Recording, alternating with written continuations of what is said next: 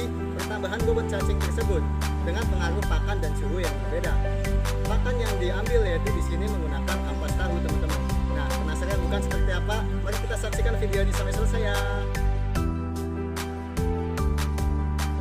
Nah, ini merupakan dokumentasi pada minggu pertama, di mana pada minggu pertama ini kami melakukan survei ke tempat peternakan cacing tanah.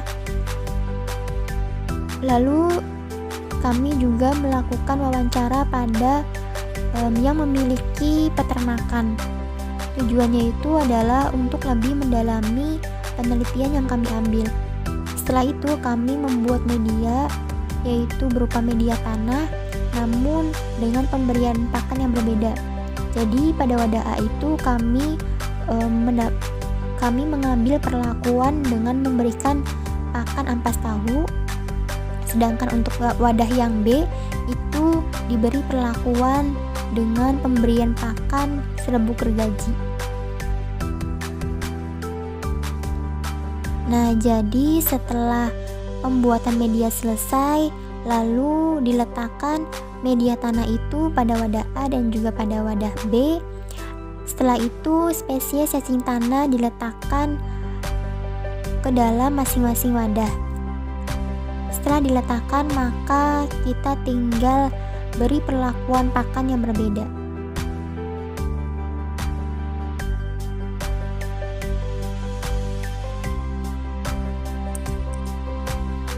Diambil sebanyak 8 cacing lumbricus tiger pada masing-masing media.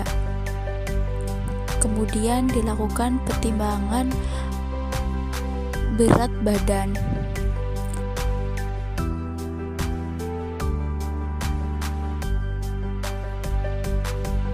Setelah itu dilakukan pengamatan morfometrik berupa panjang tubuh cacing lumbricus tiger pada masing-masing media. Lalu dilakukan pengamatan morfometrik berupa lebar tubuh cacing lumbricus tiger. Kemudian ditulis hasil pengamatan pada kertas.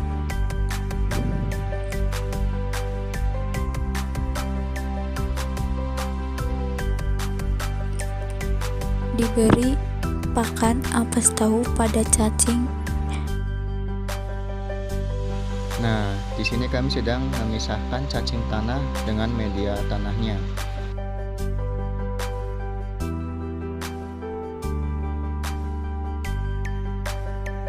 Selanjutnya kami mengukur morfometrik cacing tanah.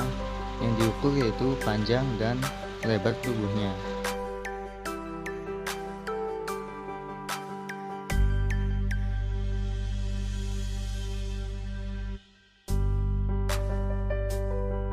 Setelah didapatkan hasil pada pengukuran morfometrik, lalu cacing tanah ditimbang dengan dilihatkan pertambahan bobotnya.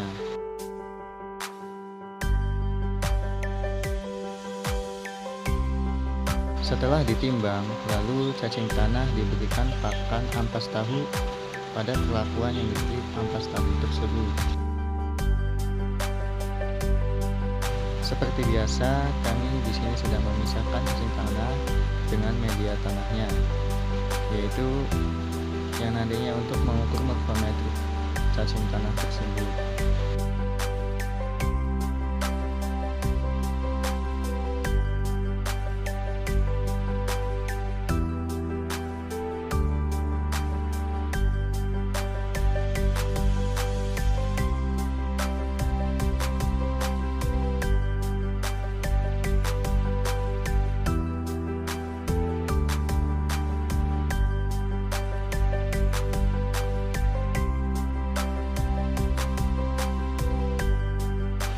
Setelah didapatkan beberapa cacing tanah, lalu cacing tanah tersebut ditimbang.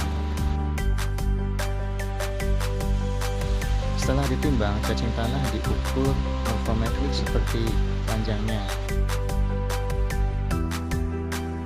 Lalu diukur juga lebar tubuh cacing tersebut.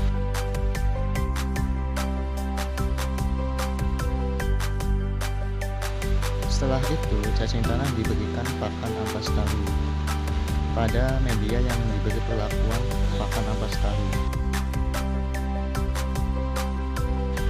Nah, di sini kami sedang menuju ke lokasi cacing tanah tersebut, di mana di sini kami sudah mencapai ke minggu keempat.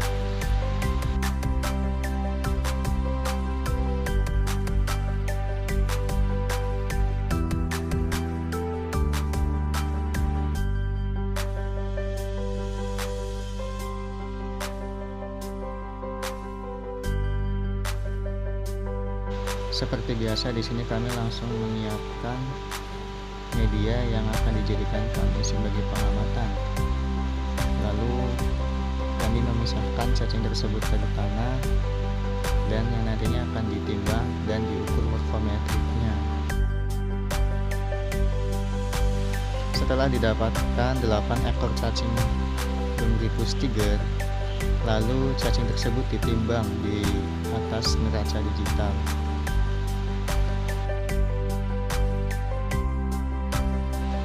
Setelah didapatkan hasil, lalu hasil tersebut dicatat di buku hasil pengamatan.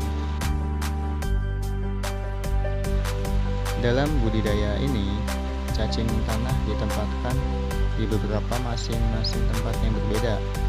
Ada yang diletakkan pada suhu 29 derajat Celcius dan ada yang diletakkan pada suhu 32 derajat Celcius, serta beberapa perbedaan, yaitu diberikan pakan ampas tahu dan diberikan pakan gergaji. Diukur panjang cacing tanah Lumbricus tiger.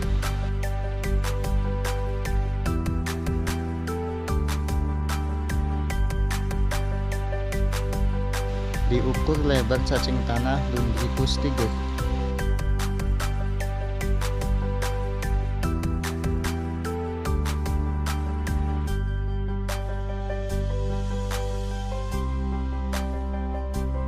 Setelah selesai dilakukan pengamatan, lalu kita beri makan kembali teman-teman menggunakan ampas tahu.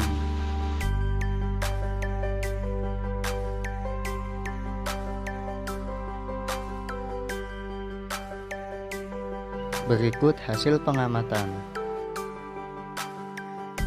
Berdasarkan penelitian yang telah dilakukan mengenai pengaruh pakan dan suhu terhadap pertambahan bobot cacing pada Lumbricus tiger di Desa Winong, Kabupaten Cirebon, dapat ditarik kesimpulan bahwa pertambahan bobot cacing tanah itu terdapat pada perlakuan yang diberikan pakan ampas tahu, di mana pada 4 minggu bobot cacing tanah itu mendapatkan hasil yaitu 8 gram dengan jumlah 8 ekor, dibandingkan dengan yang diberi pakan serbuk gergaji yang hanya menghasilkan bobot 5 gram atau 8 ekor selama 4 minggu.